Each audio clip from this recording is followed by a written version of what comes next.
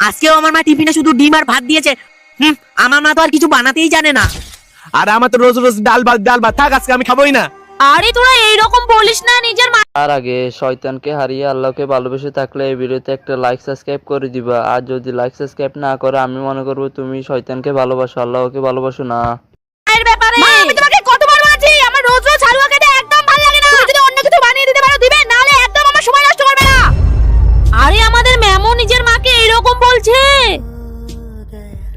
আর হ্যাঁ নাকি তুই ফেল করেছিস, তোর মাকে নিয়ে আসবি তুই কালকে। ঠিক আছে ম্যাম। ম্যাম আসবো। ডেঙ্গি তুই একে দেরি করে এসেছিস, তার মধ্যে তোর মাকে আমি নিয়ে আসতে বলেছিলাম, তোর মাকে নিয়ে আসিস না কেন? ম্যাম, তোর আবার কি হলো? ম্যাম আপনি বেঙ্গিকে এইভাবে বলবেন না। আপনি হয়তো জানেন না কিছুদিন আগে বেঙ্গির মা মারা গেছে।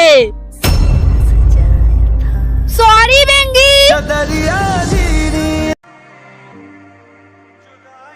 আজকেও আমার মা টিফিনে শুধু ডিম আর ভাত দিয়েছে।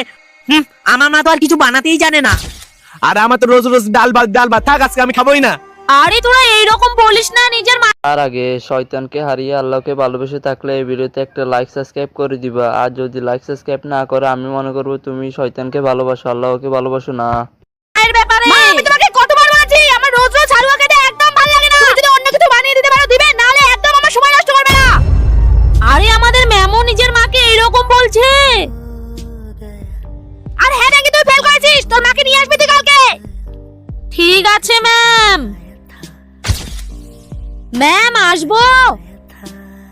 ডেঙ্গি তুই একে দেরি করে এসেছিস, তার মধ্যে তোর মাকে আমি নিয়ে আসতে বলেছিলাম, তোর মাকে নিয়ে আসিস না কেন?